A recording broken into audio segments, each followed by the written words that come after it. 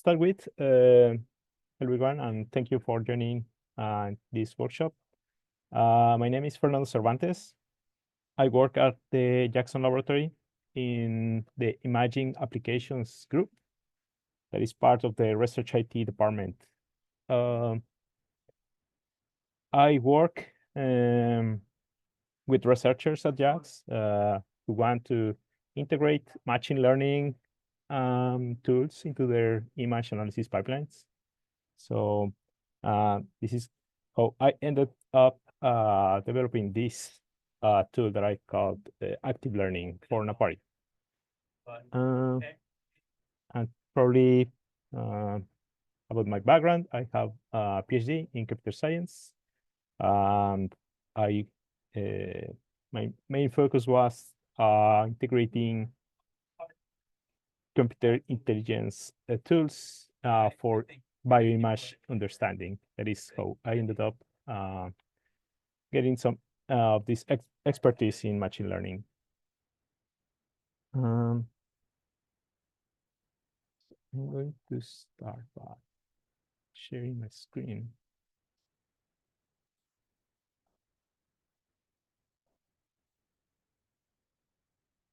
So I can show you some of the ideas behind this active learning tool. I'm going to show you first.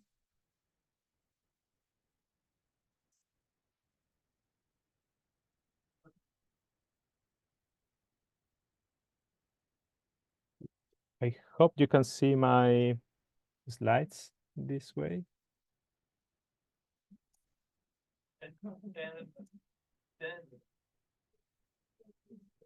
And I'm going to introduce this tool. Thank you, August.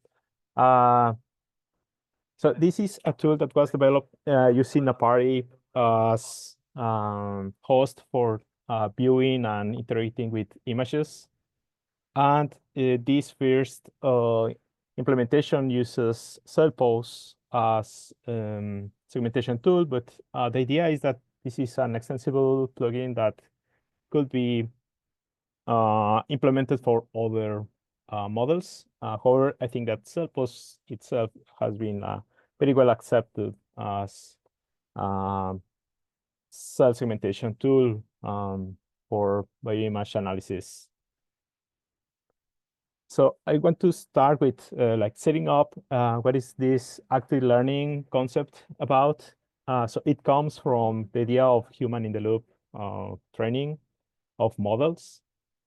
So you can think that probably there had been some machine learning or deep learning model like cellpose itself that has been developed for certain problem, segmenting cells in specific modalities of images. But then what happens if you want to carry that model and apply that into your data set? And you find out that it doesn't work right away with your data set. Probably there are some parameters that you could probably set up with cellpose itself and make it work. But what it can happen is that probably your images come from a different modality, or you are actually addressing a different problem. This is understood in machine learning as transferring learning. So you are transferring the learning from certain problem to other application. So you can see here this human in the loop process that is depicted in the cellpose paper. That is how to train your own model, actually. So the idea is that you can start with a model that has been trained, and then you can integrate their new images that are probably from a different application or a different modality.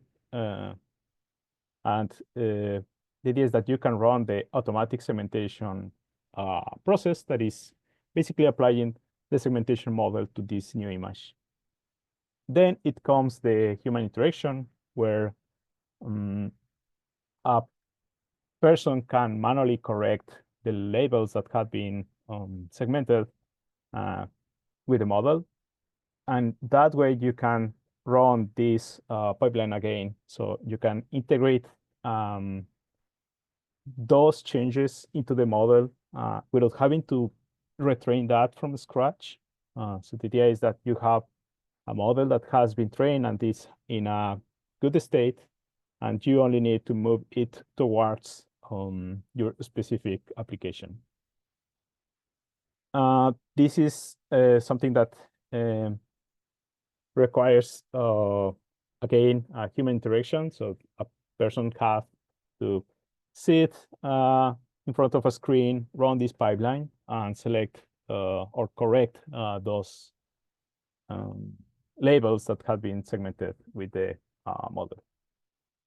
Then this process can continue as many iterations as the person that is working with this desires. So the idea is that you can either set some parameter, some criterion. For example, you are interested on segmenting certain objects up to a specific level of performance or accuracy. So you can continue doing that, or probably just visually you are like getting the results that you are interested in. So in one part, this doesn't have to be that strict, but otherwise you can increase how good this new model that has been fine-tuned is adapted to that new application. So the thing is that this human-in-the-loop version requires you to actually have those images, or at least those patches of images already somewhere in some storage location where you can load those and feed the fine-tuning process. What happens if you have something that is bigger than what you would like to split and store in a location? I'm talking about, for example, analyzing a whole slide image that commonly has an order of tens of thousands of pixels per side. And you are probably going to use more than one of those for adapting a model. So the usual way would be to break this image into tiles, like the ones at the left, and then train the model using this human-in-the-loop implementation with that idea of running only on certain parts. However, that requires a monitoring about the user of selecting the specific locations that wants to be cropped from the image and be used as a training set. This also reduces how much reproducibility is this pipeline, because you can imagine that you can handle this model and you know how you fine-tune using certain pieces of the image. But if you want to share that or handle that to a collaborator, you will not only to point them into the direction of the image itself, but handle them, all the patches that were used to fine-tune that model.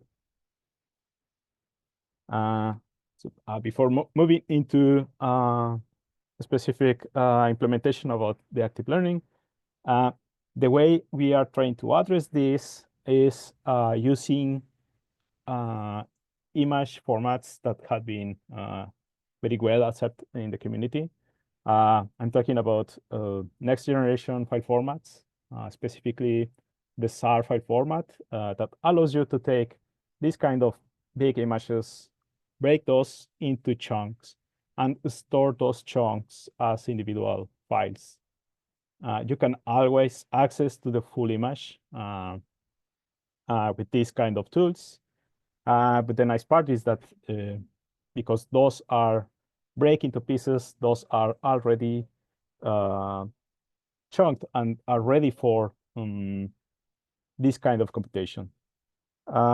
This is also helpful if you are storing these kind of images on a cloud storage, for example, a bucket, where you can put there your images, share those with collaborators, and use them right away. So how can you take those images that are stored somewhere in cloud storage and use that for this kind of process as human in the loop fine tuning? So this is where it comes, this active learning plugin that was developed at the Jackson Lab. And I can show you how it will look like. So on your end, you can follow this as a workshop, but I'm focusing it a little more like a demo. This is a plugin that is mostly in development stage, but it can be used. The idea is that we want to like start moving people into using these kind of tools and reducing the barrier between setting this and being able to run these kind of segmentation tools right away without low setup needed. So if you have already installed Napari in your end, you will be able to run that from a conda environment.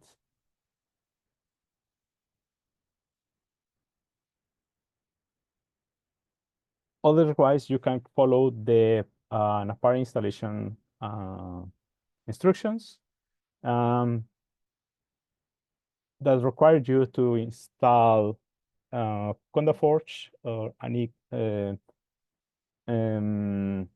conda environment enabled tool that you can use. Miniforge is recommended in this case, so you can install Napari and all their dependencies in a virtual environment, just as I did here in this Napari amp in my end.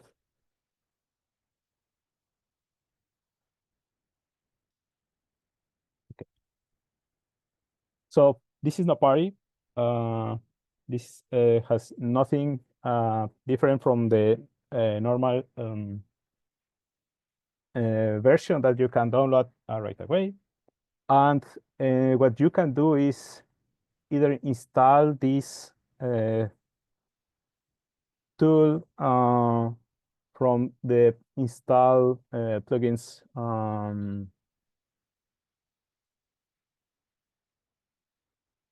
menu that comes inside the plugin, install plugins, and then you can look for the active learning. So it should be there already live. I just updated to a version that solved some of the bugs that I was finding while putting this workshop together. So if you already have installed this and you want to try this, you can do that right away. Or if you have installed a previous version, I would recommend you to update that so you don't have a lot of those issues that were already fixed with this version.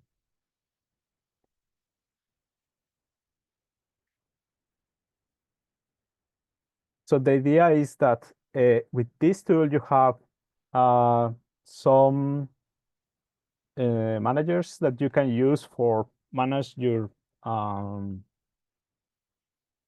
active learning pipeline in a way that it requires low effort to set up and only requires to work with Napari as interface. When loading the plugin, it will take a little to set up because it is actually loading cellpose in the backend. So it can be used as a primary segmentation tool.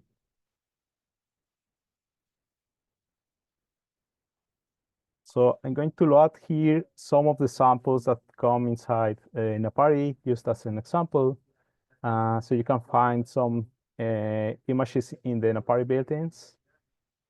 I will look for something, for example, probably the cells 3D example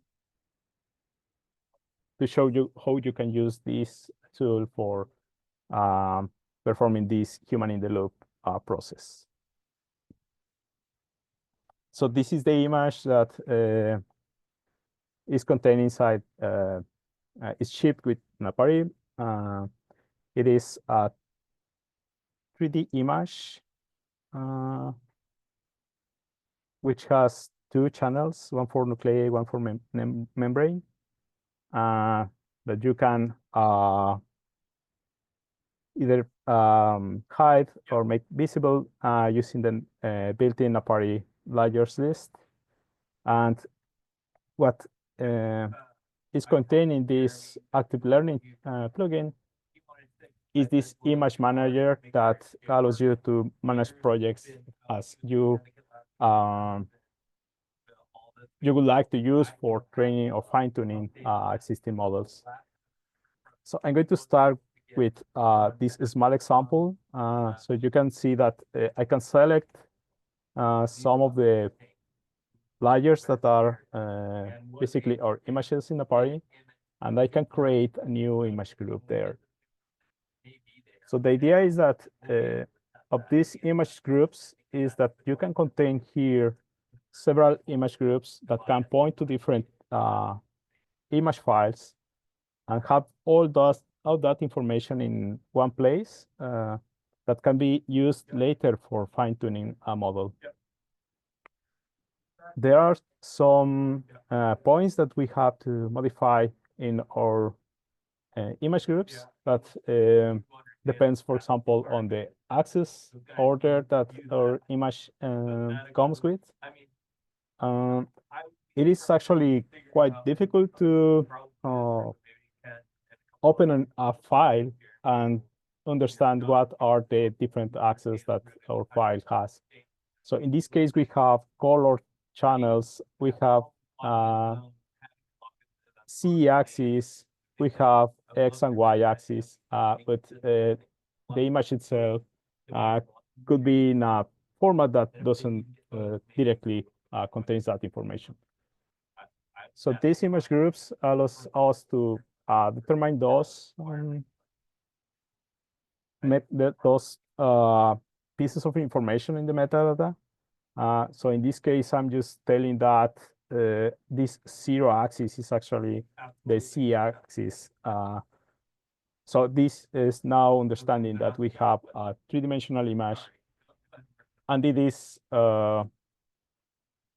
split into two channels. So as you can see here, the manager is a way to have like a folder-like management of the images that you have already loaded in Napari, but adding some metadata that could be useful for managing a project later. So this is one part of the what comes in the plugin. The second part that is going to be added also here in the active learning plugin tab is the acquisition function configuration. It's basically this new window that you can move around and dock wherever you want. And this tab here will allow us to determine some parameters for the segmentation and fine-tuning step. So starting with the patch size. So if we take this image and we try to segment that, we would like to be able to extract patches from that, segment those patches independently, and then use those later for actual fine-tuning. The idea is that the plugin is agnostic with the dimensions of the image that we are using. So in this case, I'm going to use cellpose that works with two-dimensional images. So we are basically taking patches that are single pixel in the z-axis, but we can increase the size to, for example, 256 and 256 pixels per side in the x and y axis. So we are telling the plugin to go into the image that is a stack of Z slices and get patches that are this shape. This is going to take those randomly from the image, so we can get a good stack of segment images that we can label and fine-tune the model with.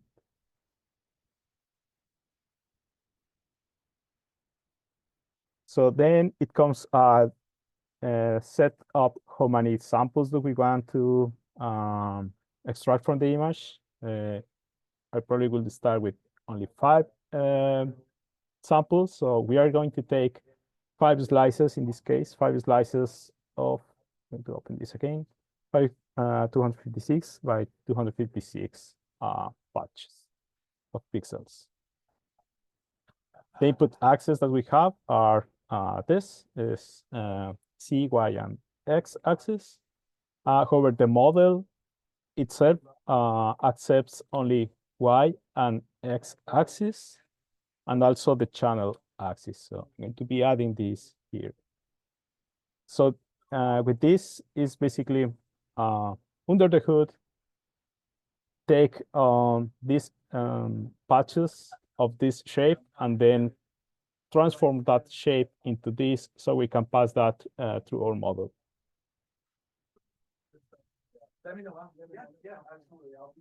So there we have also some segmentation parameters that we can determine or specify.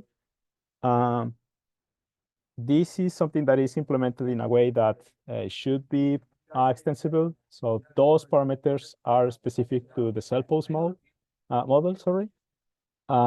So the cellpose model requires us to define the model type that we want to use. So we have here a drop-down that we can select some of the most used methods that come shipped with the model, or probably use a custom model that we have already pre-trained before. But I'm going to start with using just the normal Cyto3 model. The next part is that we have to determine is the axis where the channels are located. So this is something that we can see here, that we have Y and X axis, and then the channel axis is the last axis in the output image. So we have to tell is that it is actually the axis is in the index 2. So starting from 0, 1, and 2 axis, the channel axis is actually the index 2 of the image axis. If I have a GPU in my computer, I could enable this. If not, even if I enable this, it's just going to fall back into the CPU version of the model. But as you can imagine, if you have a GPU, you can run this kind of process faster. For this kind of the size of patches, probably the number of patches is not going to take too much. But you can imagine that if we are starting to increase the number of patches that we are working with, or increasing the size of the patches, it comes handy to have a GPU to accelerate that process. So next, I'm going to use the run on all image groups button. That is basically going back here into the image groups that we have selected, and it's going to run the segmentation process for all those images. We only have a single image group here. So it's going to run only for that one. But the idea is that if we have more images, I'm going to show you later that we have more images, we can easily run the segmentation step on all those groups. We also should reduce this barrier between setting up the segmentation process. So the thing that you can notice here is that there is Monte Carlo repetitions value here that is basically telling us how many times we want to repeat this segmentation process. The active learning tool implements some level of randomization in the model. So the idea is that if we run the same model, adding some small perturbations to the model, how is the model going to behave? And I'm going to show you a little of the theory behind that. But the idea is that we will be able to compute something that we call the acquisition function that will tell us what parts in the image that were segmented are those that require more attention on the human annotator. So this process has finished. It has generated this to a new napari layers. One contains the segmentations and one contains the acquisition function that I mentioned. So because we have on 5 samples, and those are going to be somewhere in these 59 slices, it could probably be quite difficult to find them. So I'm going to use another piece that we have in the plugin that is the label groups manager. So this is another tab that we can move around and dock wherever it is more appropriate for us. And it basically defines this list. So we have run this model. Let's go back here a little, probably dock this here. Going back. So I asked for 5 samples in the process. So the active learning tool has extracted from this image 5 samples at random. And those are located at these coordinates that we can follow by clicking on the label groups. So as you can see, by clicking the label group, it's going to point you into the location of this label.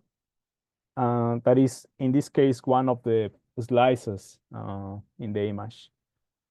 I can continue by clicking others. So I can navigate along the image and look for those label groups that were generated that are basically our samples. So as you can see here, I've done a little more, like, let me jump into my slides. With that process, I've done something like this. So take an image, sample randomly from the image locations of a specified batch size. So we can build something like this stack of slices that we can use for fine tuning. The difference is that everything is happening on memory. We have not, so on RAM, we have not generated a lot of small tiles that had to be stored somewhere. Everything exists on the same image level. So the idea is that you can take right away an image and start segmenting that and just look into some of the pieces that will require attention by the labeler and correct this.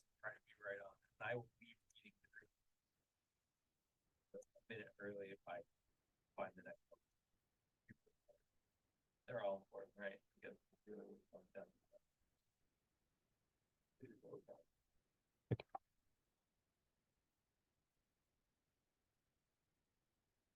so there is something that is added here that is what is called the acquisition value. And this what I was mentioning about if you run the cellpose model and you add some randomness into the model, it is going to output a slightly different segmentation every time you run it, because you have added that slight perturbance to either the weights of the model or the intermediate feature maps in the model. So if you take that difference in the output, you can compute the variance between all those outputs, and you can get something that is relative to the confidence of the model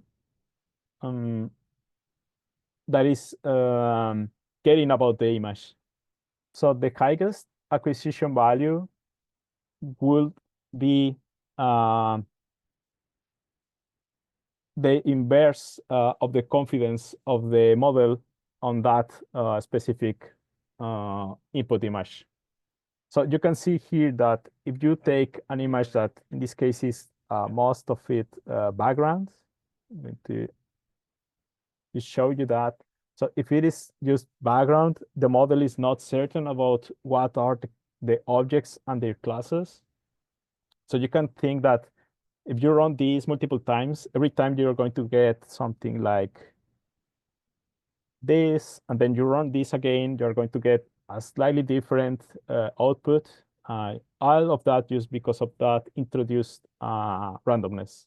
So you take that and take the variance, you can get an idea of how bad is the model behaving on that specific sample.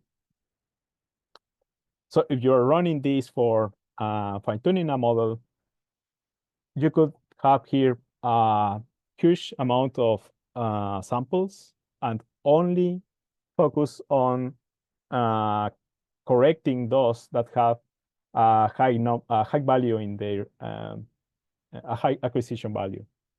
So that in one way reduces the amount of time required by the annotator, by the human annotator, and the number of samples that you have to use for fine-tuning a model.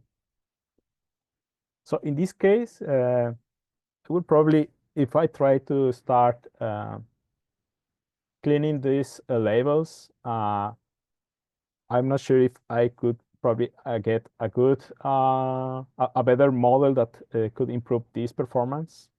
But let's say that I go to this sample and I want to clean at least this part here. So I need to move this and dot this again. And go to my labels manager. So I'm in this label, and the idea is that this plugin also allows you to clean those labels. So I have here a button that is for editing the current labels. That is going to enable an edit mode where I can either remove or clean up a little all those samples that I would like to correct. So in this case, imagine that all these blobs here I would like to get rid of. So I'm going just to take the eraser and come here and remove that from my label image. He's found this device Is something that really kind of so integrates you can see that together. I'm trying to do as best as I can to improve this label. So now that I have modified everything that I wanted to, I can commit those changes. And now we have a label that is going to be used for the next step on the fine-tuning. So imagine that we continue just doing that for all the labels that we want to correct. And then go back again into the acquisition function tab. And then we can move now on to the advanced fine-tuning parameters.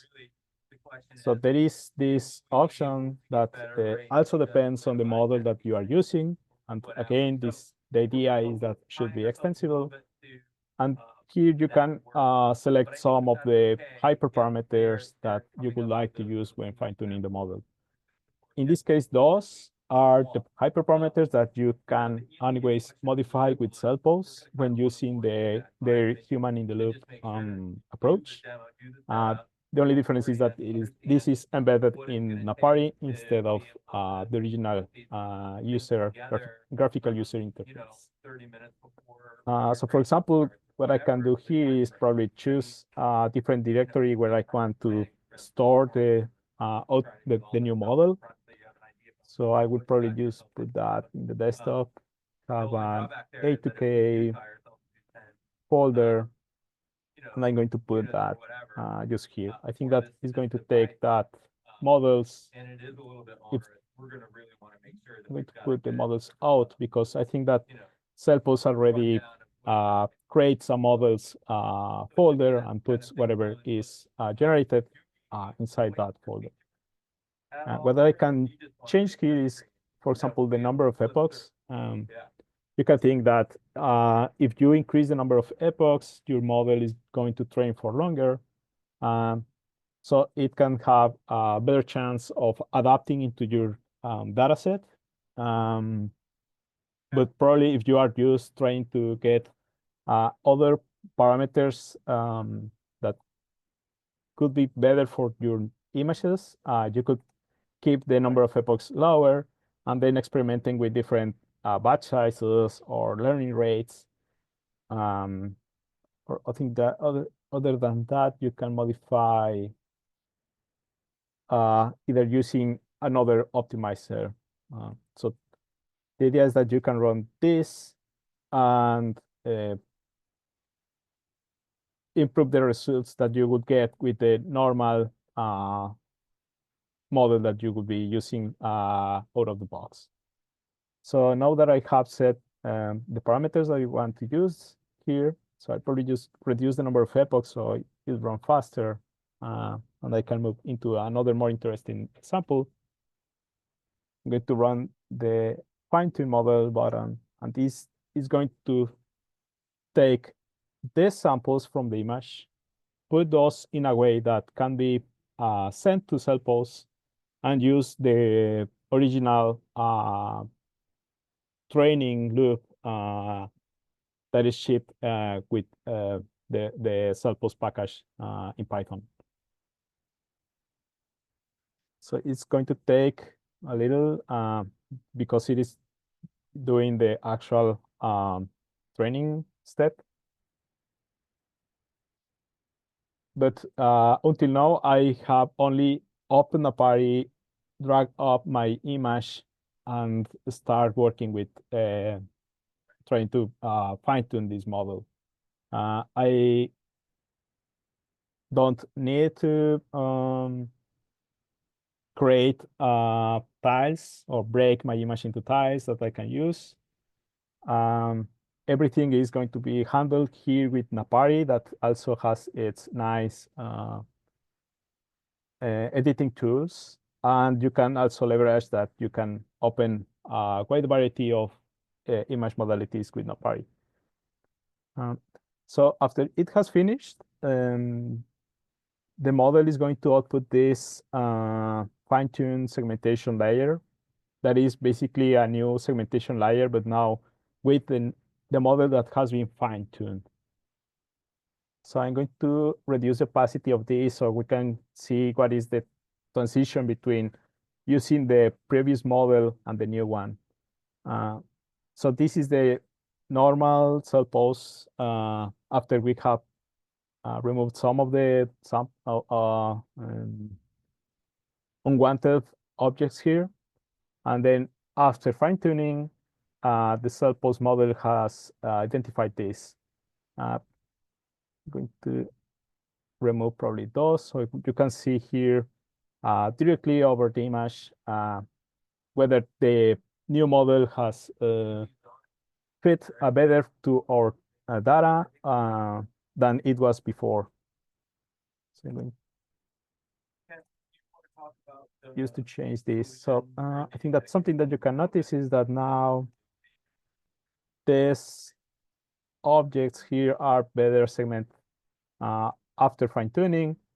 And if you remember, our original segmentation had some noise or unwanted objects here. The new version doesn't have it.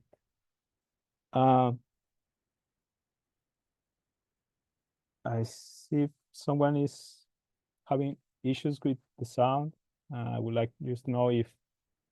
Okay, thank you. Thank you. So the idea is that now we have. Let me look for it.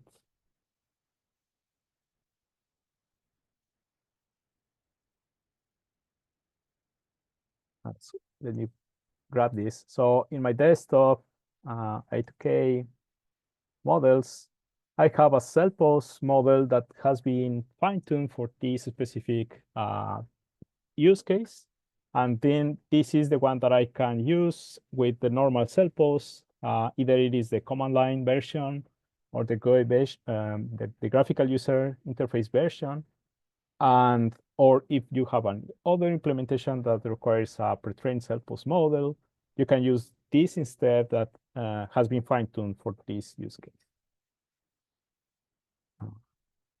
So this has been like the lightweight use case. It is just trying to fine-tune the model to this image.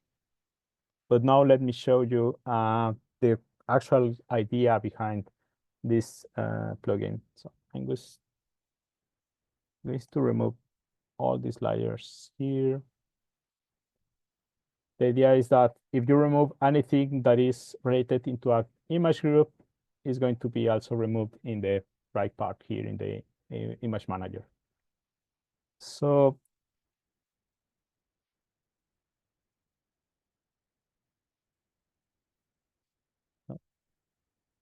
I'm going to look for an image that could be more interesting.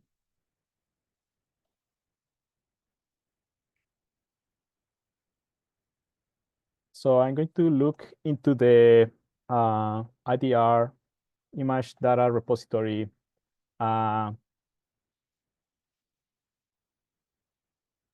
If there is any image that could be used for this. This is a big image that could work as exampling. So the idea is that this list of images have been already converted into Zarr. So those are ready and compatible with the Napari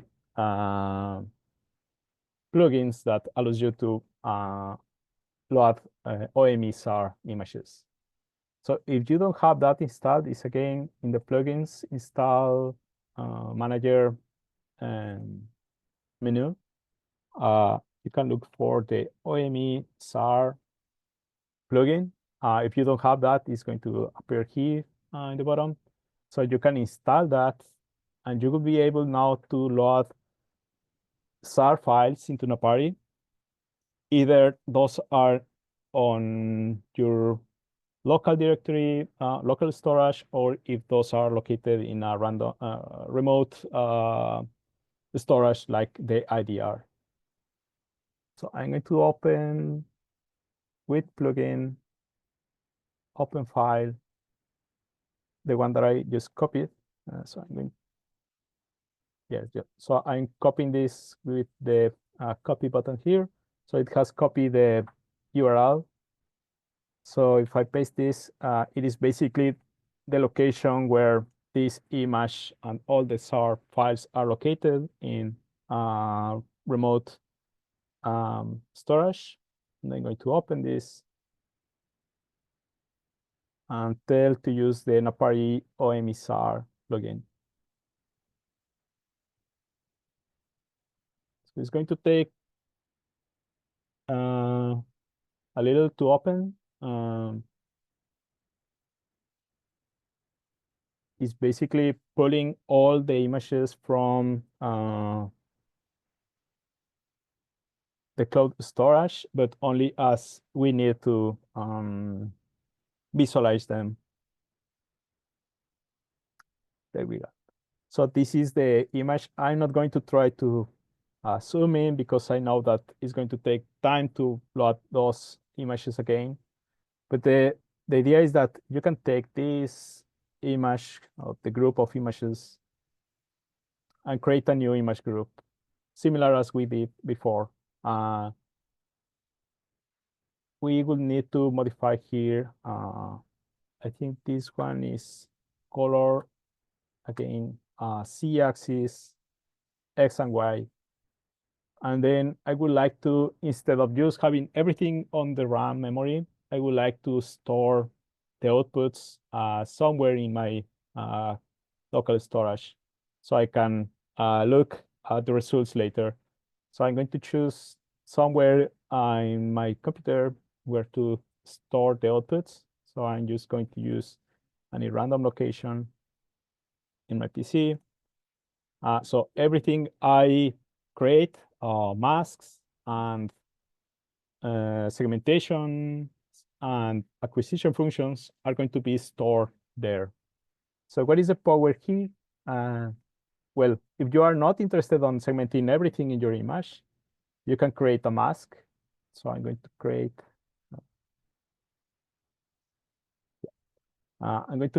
a mask here that is going to be, again, a single C slice that is going to be at the scale of 256 and 256. So every pixel of this mask is going to cover 256 pixels in the original image. So this is a way to create a coarse mask to look at. So I'm going to create a mask here. I'm going to start painting where I want the active learning tool to look at. So I'm going to reduce the size of the brush here. So I just want the plugin to look at these regions here. So I can just focus on applying the active learning on those regions. So I'm going to go into the acquisition function and tell that we want, again, patches of 256 by 256. Okay. So maybe the model axis, again, X, Y, and color channels. I'm going to probably try other model, for example, the nuclei model in cellpose. And I'm going to just run all on the image groups again. I was just gonna ask him what he thought. So now the magic is this image is not stored in my PC. This is stored somewhere in cloud storage. And I'm just running cellpose on some of, in 5 of the regions that I have marked here in the mask. So this is reducing the amount of effort to download an image, break that into tiles, run cellpose either in the full image or by tiles, and just focusing the active learning or the fine-tuning process into those regions that we are more interested in. It's going to take a little. It is actually pulling those tiles from the storage and applying the segmentation to the segmentation model to each of those.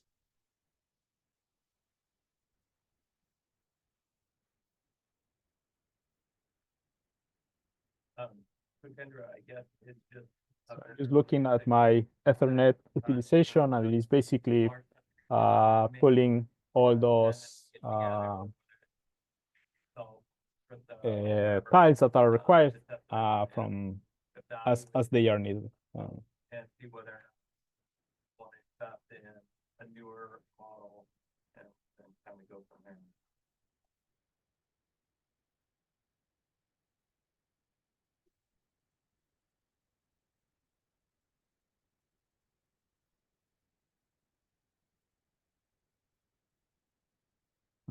While this is running, I just want to mention that this is an open source project that you can find.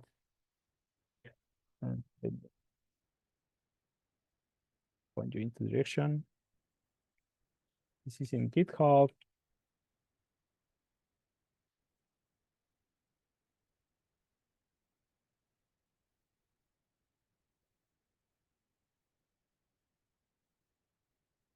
At GitHub, the Jackson Laboratory / active learning.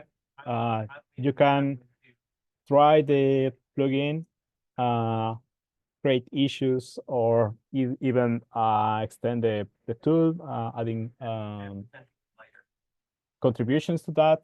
The idea is that it would be great to move towards an environment where you can start to use all those big data sets that are located somewhere in a remote cloud storage, and perform some training right away, or fine-tuning those for your use cases.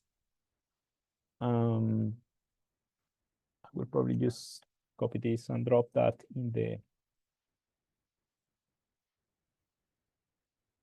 chat.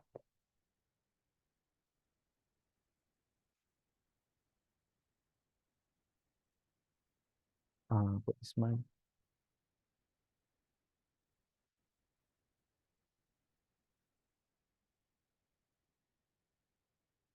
I'm not sure if my Napari just lost.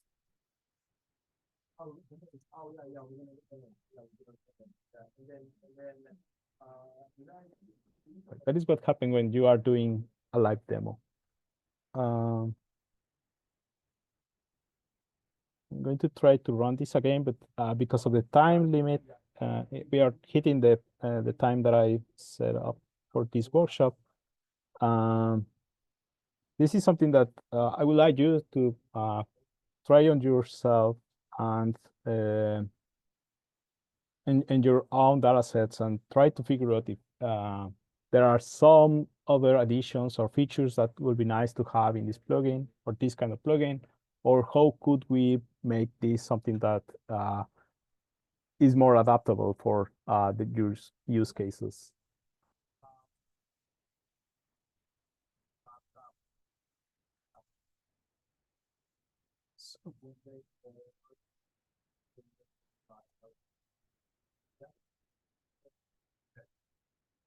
Thank you.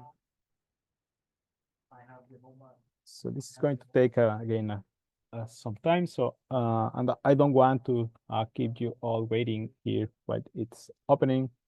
So I would like to know if there is any questions. Yeah, actually, yeah, there is a question about how a model that is probably a customized version of a UNet be prepared as this. This is something that if I go to the code, at the implementation of the code, the active learning, there is a models module that is basically what you would like to modify or adapt, so you can use your custom model for the same purpose. What I will probably do in the future, or not that far future, is create something that you can register your models after you have your plugin installed, so you don't have to extend this with code, but something that you can point to use this specific function instead of cellpose in this case. And that would be like even easier way to plug in other models, custom models into this plugin version.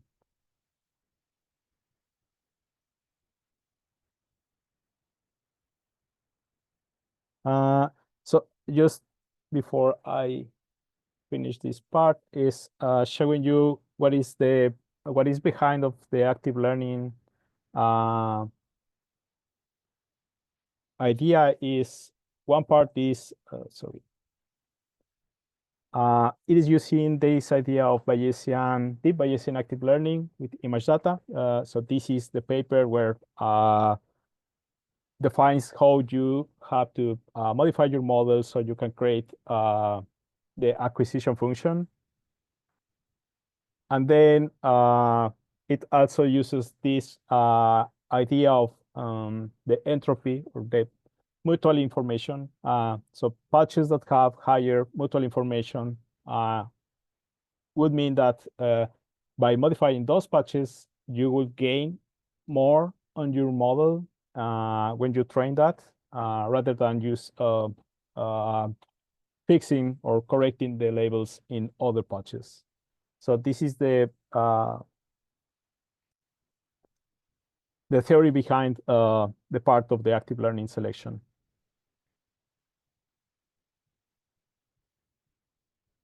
And for those that are still in the meeting, I would like to thank you for coming to this quick demo workshop.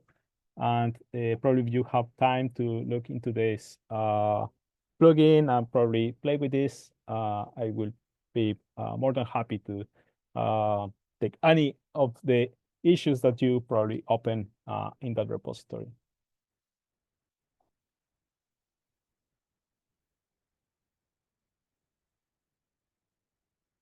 Thank you all.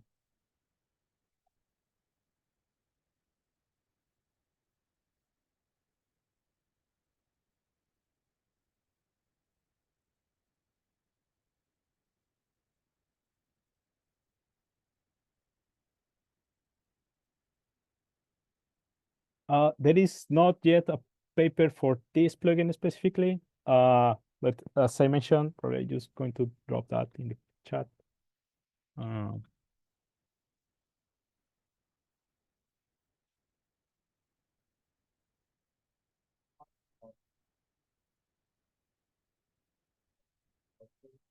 So what I have dropped in the chat is the name of the paper that has this idea. So this plugin is just implementing that idea. Probably if the community has more interest and we improve this, probably will be nice to have some sort of publication.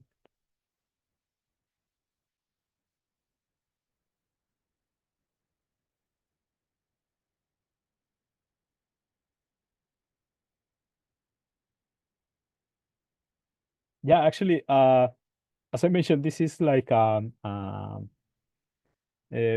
developing stage. So probably I'm going to be putting this as a most formal usage and documentation page for the plugin. So I will be happy also to integrate whatever it is of interest for users. So if you have actually something that you would like to know about and you want to drop that also in the issues category of the repository, you're more than welcome to do that. But I'm going to try to keep this. I'm like continue with the development of this, so probably be working on that README manual in the following couple of months.